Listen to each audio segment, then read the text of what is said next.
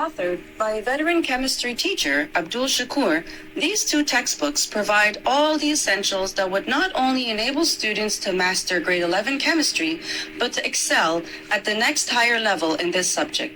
What make these texts unique are their creativity and profundity with which concepts are explained for clarity and mastery. The following is one of a set of 44 different tutorials created by the author, using materials primarily from the text Chemistry 11 in Focus. I hope you enjoyed this video. If you liked it, please give it a thumbs up and don't forget to subscribe. We will see you in the next video and thank you for watching. Our tutorial today deals with intermolecular forces of attraction. It starts on page 75 and it ends on page 81 from the text Chemistry 11 in Focus. And we're talking about, of course, intermolecular forces of attraction. We talk about dipole-dipole forces, London dispersion forces, hydrogen bonding, and testing for polarity in some molecules. Intermolecular forces of attraction refers to the forces of attraction between molecules. They should not be confused with intramolecular forces of attraction, which refers to forces of attraction between the atoms that make up the molecule. These two forces of attraction can be distinguished as follows, using the molecules of the compound methane.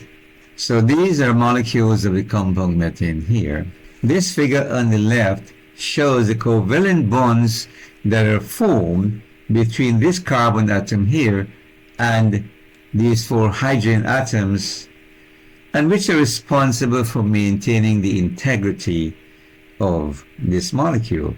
These forces that hold the carbon atom to the four hydrogen atoms are called intramolecular forces of attraction. Covalent bonds are relatively strong, but not as strong as ionic bonds. It is said that a covalent bond is approximately 1/5 that of the ionic bond. But of course, covalent bonds have different strengths depending on what atoms are bonded. For example, if hydrogen and hydrogen are bonded together, that amount of energy is released. Let's call it bond energy, or it is an expression of the stability of the covalent bond. The more stable the covalent bond is, we say, the stronger it is. So you can see in this case here, an HH bond is stronger than a CC bond, which gives off that amount of energy when 1 mole of these bonds are formed. A number of factors are responsible for these differences, and one of them is the degree of overlap of the atomic orbitals between the two bonding atoms.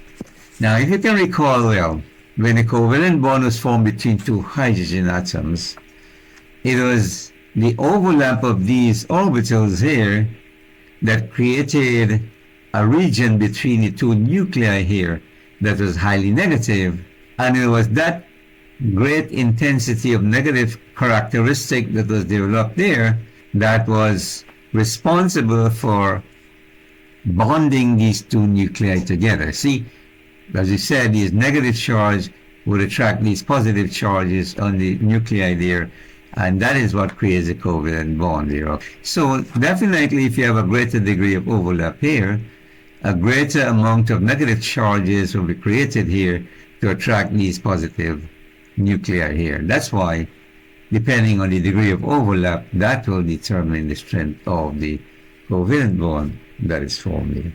All right. We'll now talk about the intermolecular force of attraction. These here are called intramolecular forces of attraction, and those refer to the covalent bonds that are holding the atoms within a molecule. However, the intermolecular forces of attraction are those that attract molecules of the same compounds together. If you're using methane to illustrate this, we're talking about the forces of attraction between methane molecules here. Intermolecular forces of attraction are of two types, and together they're called van der Waals forces of attraction after Johannes van der Waals. In 1873, Johannes van der Waals attributed the attraction of molecules of gases to each other as a deviation from the ideal gas model. We have not done the ideal gas model as yet, but some of the properties of the ideal gas are as follows. 1. It is believed that the molecules do not have any volume. 2. The molecules do not attract each other, nor are they attracted to the walls of the container in which they are placed. Johannes van der Waals believed that gas molecules themselves have infinitesimally small volumes compared to the volumes that they occupy, and that they attract each other. Two forces of attraction between molecules have been identified, and these are dipole-dipole forces and London dispersion forces. What are dipole-dipole forces? Polar molecules, as can be recalled, have bond dipoles. And if two of these molecules are close enough together, they will attract each other. This happens when the partial positive charge on the end of one molecule is attracted to the partial negative charge on the end of a neighboring molecule. So you can see here, this is one molecule here with its bond dipole, and there's another molecule here with its own bond dipole, and you can see that the positive end here of this one here is attracting the negative charge on the other molecule there. The attraction between the dipole of one molecule and the dipoles of other molecules is called dipole-dipole forces. States of matter and intermolecular forces of attraction. For molecular compounds, it is the magnitude of the van der Waals forces between the molecules that determine their states. In solids, because of the large magnitude of intermolecular forces of attraction between the molecules of the same compound, they exist as solids. In these, the molecules align themselves in regular patterns since they're held very strongly, and of course, these will have higher melting and boiling points. This picture here is depicting for us how all these dipoles here are aligned in regular patterns, and that's attributed to the strong forces of attraction between these neighboring molecules. And a lot of it has to do with the strength of the dipole-dipole forces between these. And of course, something that you'll be doing later on is called London dispersion forces. So because of that great magnitude of the dipole-dipole forces, or generally speaking, the high magnitude of the van der Waals forces, some molecular compounds exist as solids. On the other hand now, if the van der Waals forces of attraction are relatively weak, then the compound will exist as a liquid. In this case, the dipoles will be arranged in all different directions. You can see as depicted by this diagram here, there's no regular pattern in which they arrange, and therefore the molecules can slip and slide, and that will make them attain the shape of the container in which they are placed. This brings us to London dispersion forces. Empirical evidence shows that nonpolar molecules such as methane and carbon dioxide, when cooled to very low temperatures, become liquid and solid respectively. These observations indicate that there is considerable amount of forces between the molecules at low temperatures. Since these molecules do not have any charges on them to attract each other as happened in polar molecules, what could account for their attraction? The answer was provided by German physicist Wolfgang London, 1900 to 1934. He explained that since the electrons in molecules are in constant motion, and if they were to be frozen at any time, it will reveal that their distribution over the molecules will be non-symmetrical. This indicates that electrons swarm more to one side of a molecule than the other at any given time. This tendency of electrons in a molecule to do this describes its polarizability. As a result of this constant symmetrical distribution of electrons over a molecule, an instantaneous dipole is created on it. A small negative charge is created on one end of the molecule, and a small positive charge is created on its opposite end. This is illustrated in the figure here.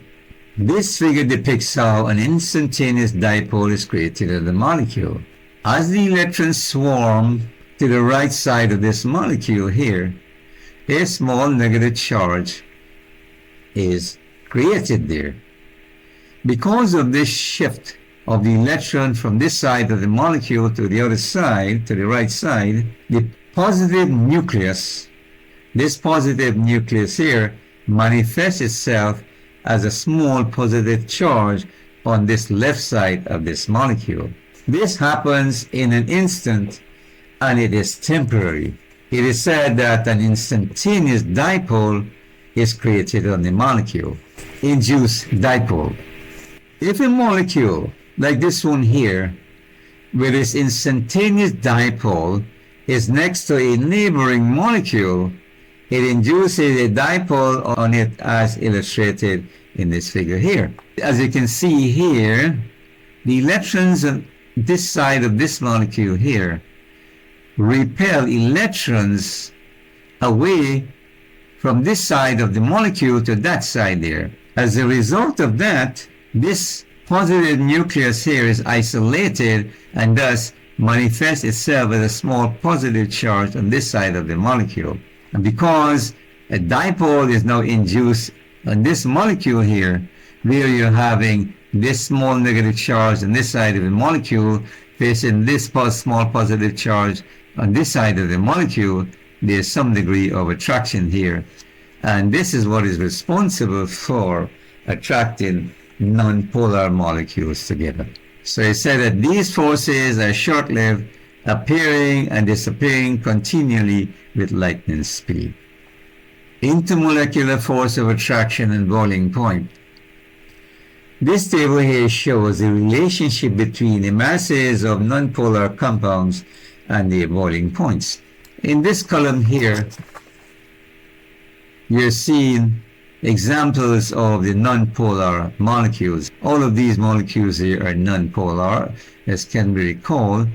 These ones here are homonuclear diatomic molecules. This one is tetrahedral molecule, and this one is a linear molecule. We have done these molecules already, and we have seen how they're all nonpolar here. As we move from bottom to top, the molar masses of the compounds increase in that direction. And there appears to be now a relationship between the increase in boiling point and the mass of the compound. Look, the lighter the compound, the lower is its boiling point.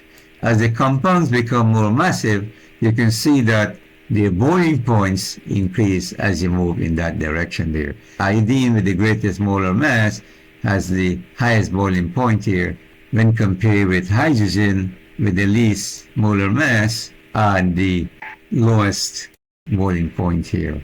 There also appears to be a relationship between the boiling points of these compounds and the number of electrons in their molecules. So why do you think that is so? This could be so because as the number of electrons in molecules increases, so do their polarizability.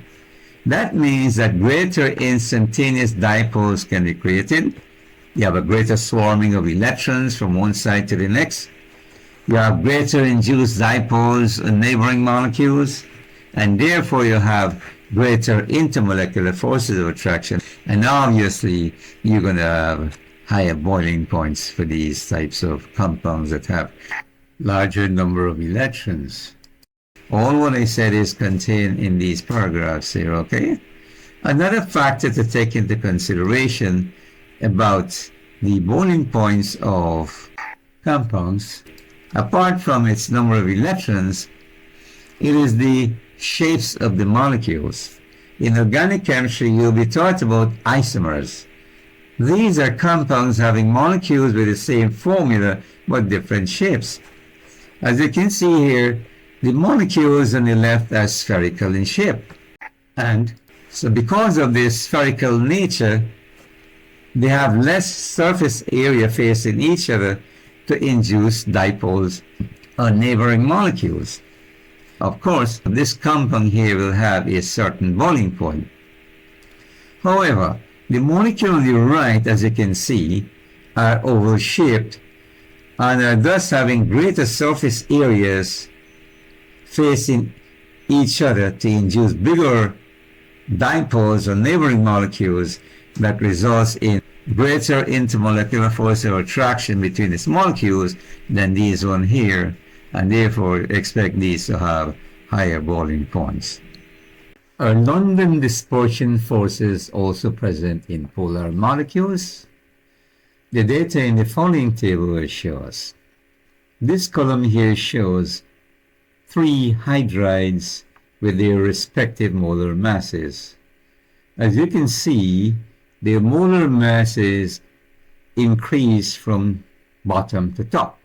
This column here shows their electronegativity differences. Based on the data shown here, which one do you think is the most polar one? Obviously, the molecule that has the greater electronegativity difference between the two bonded atoms should be the most polar one, and in this case, it should be hydrogen chloride molecule followed by hydrogen bromide molecule, and this molecule is said to be nonpolar because the difference in electronegativity between the hydrogen and the iodine there is only 0.4. It should be greater than that to be deemed polar.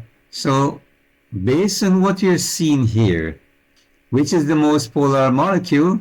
Again, we should say it is the hydrogen chloride molecule because of this big difference in electronegativity compared with those two there. Which one, therefore, you should expect to have the highest boiling point?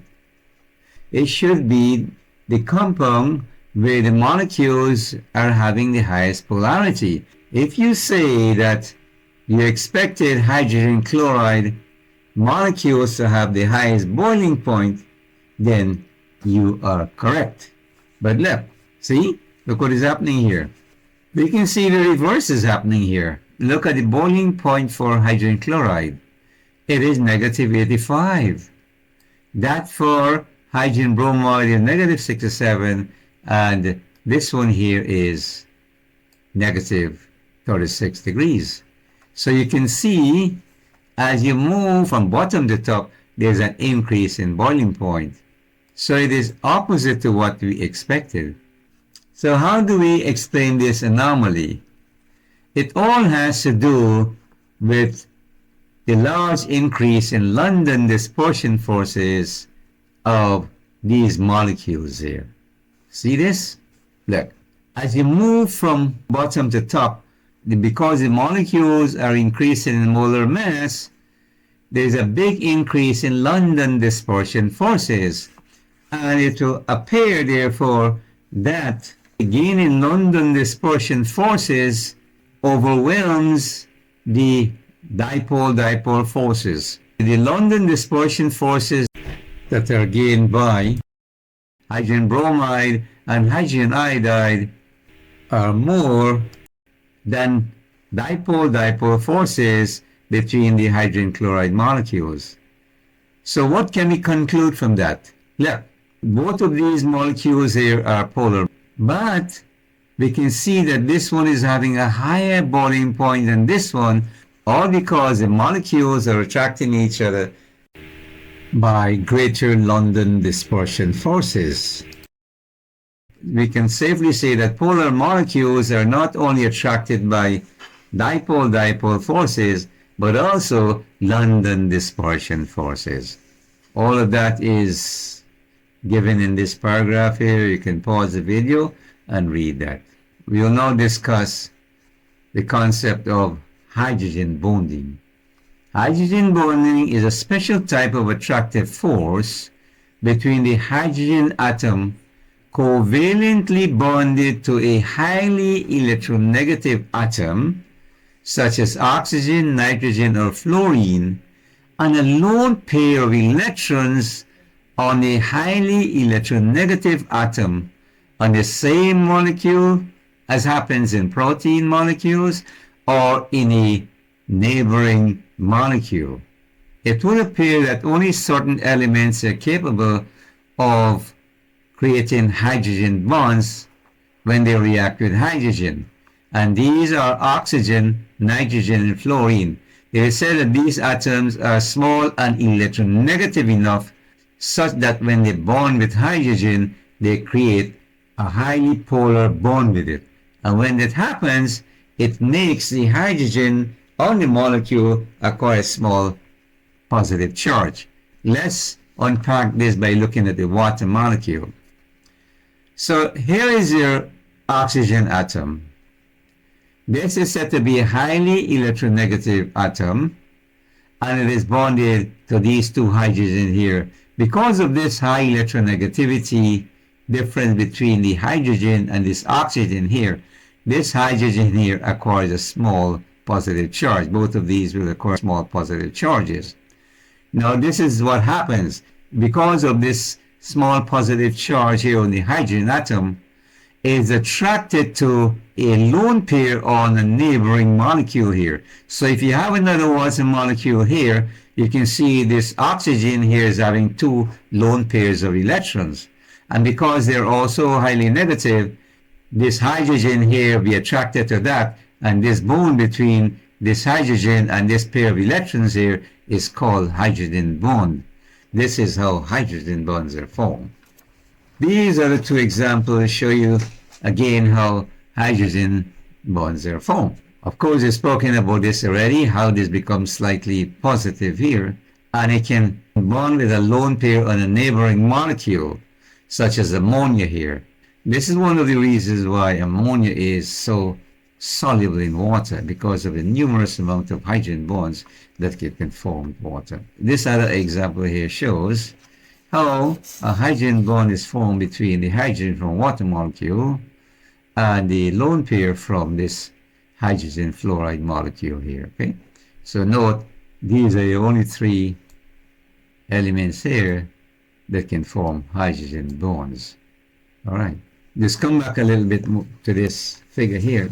See, these hydrogen bonds here are what are responsible for holding the water molecules together. You can see that. How does water evaporate? Water evaporates when these molecules here gain enough energy to snap this hydrogen bond here and escape. Of course, you know, as water gains more energy, if you raise the temperature of water, the rate at which evaporation takes place is greater there than when the temperature is low, because when you raise the temperature, these molecules here are gaining more kinetic energy to vibrate away from each other, and eventually this bond snaps and allows the water molecules to evaporate. Do we have evidence for hydrogen bonding? This table here shows what will normally be expected from these hydrides here. These are the hydrides here, these are the molar masses here, so you'll expect that as the molar masses increase, the London dispersion forces between their molecules increase, and because of this gain in London dispersion forces, you can see there's an increase in their boiling points as you go downward. That is, this one will have a certain boiling point here, this one will be higher than that one, and this will have the highest boiling point. No problem, everything is normal here. Let's look at this other table now. I leave that so that you can come back and read that later on to see the explanation that I've given there. Okay, you can pause the video and watch that. But let's look at this table now. Here we have two hydrides. This is hydrogen sulfide with a molar mass of 33.08. And this is water here with a molar mass of 18.01. Based on this previous table, the boiling points increase as the molar masses of the compound increase in that direction, right? So following that logic, which one here you expect to have the higher boiling point? The one with the higher molar mass. Is that what happens? Let's see. See that? This has a boiling point of negative 60 degrees Celsius. There's a difference of 160 degrees between the boiling point of hydrogen sulfide and water. How do we account for that? It is because water molecules are able to form hydrogen bonds, unlike these ones here, which are not capable of forming hydrogen bonds. The combined London dispersion forces, and that due to hydrogen bonds, makes this have a higher boiling point than this one. So this is the evidence for the presence of hydrogen bonds. You have a few questions there for you to do. Testing for polarity. So if you have a compound in the form of a liquid, and you want to know if it is polar or not, what you do is this. You take a stream of that liquid and you bring a charged rod next to it. It could be either a positively charged rod or a negatively charged rod. If it is attracted to it, then the liquid here has polar molecules. If it is not attracted to it, it is a non-polar compound. This figure here shows how a fine stream of water is attracted by both a positively charged rod and a negatively charged rod. And this happens because water is a polar compound. When water is placed next to a positively charged rod, it causes the molecules of the water to orient themselves with their negative ends pointed towards the rod. And when that happens, because of these opposite charges here, the stream of water is bent towards the positively charged rod. On the other hand, when it is placed next to a negatively charged rod, the water molecules reorient themselves in such a way that their positive ends are attracted to the negative rod, and that's why in both cases here, the stream of the water is bent towards the rods. In case of a non-polar compound, such as carbon tetrachloride, because they do not have any small charges like what these have here, they will not be attracted to either a negatively charged rod or a positively charged rod. That's how you can distinguish between a compound in its liquid form, if it is polar or non-polar. Bring it next to a charged rod. If it is attracted to it, then you can say it is polar. If it is not, then we can say it is non-polar. All right? And here are some questions here for you.